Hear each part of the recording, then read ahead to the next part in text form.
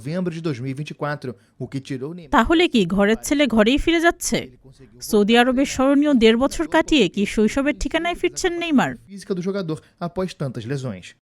A potencial Saudi pro লিগের চলতি মৌসুমের বাকি অংশের জন্য নেইমারকে নিবন্ধিত করেনি আল হিলাল, অর্থাৎ চলতি মৌসুমে সৌদি প্রো লিগের ম্যাচে আর খেলতে পারবেন না নেইমার। এদিকে গুঞ্জন উঠেছে চলতি সপ্তাহেই নেইমার আল হিলাল ছাড়ছেন এবং শৈশবের ক্লাব সান্তোসে ফিরছেন। আল হিলাল ছেড়ে নেইমারের শৈশবের ক্লাব সান্তোসে যাওয়ার খবর একরকম নিশ্চিতই বলা চলে। ব্রাজিলিয়ান সংবাদ মাধ্যম ডায়েরিও ডো পিক্সে এক প্রতিবেদনে জানিয়েছে, সান্তোসের সঙ্গে চুক্তি করতে আগামী বুধবার ব্রাজিলে যাচ্ছেন নেইমার।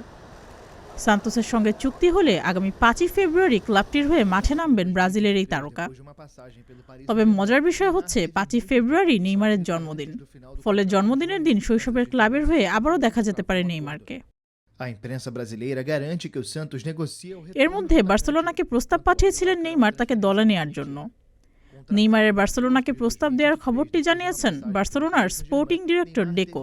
তবে বার্সেলোনা নেইমারকে কিনতে তেমন আগ্রহ প্রকাশ করেনি। clube comandado por Jorge Jesus com gol. Santos ছেড়ে 2013 সালে বার্সেলোনায় যোগ দিয়েছিলেন নেইমার। সেখানেই কাটিয়েছেন সেরা সময়, ক্লাবটিকে জিতিয়েছেন ট্রেবল শিরোপা। এরপর বার্সা ছেড়ে 2017 সালে পিএসজিতে যোগ দেন নেইমার। 2023 সালে অনেক আশা নিয়েই নেইমারকে নিজেদের ইতিহাসের সবচেয়ে বড় তারকা হিসেবে বরণ করে নেয় আল হিলাল। তবে আল হিলালের সেই প্রত্যাশা পূরণে ব্যর্থ হন নেইমার। সুস্মিতা, প্রতিদিনের Bangladesh. Novembro de 2024, o que tirou Neymar.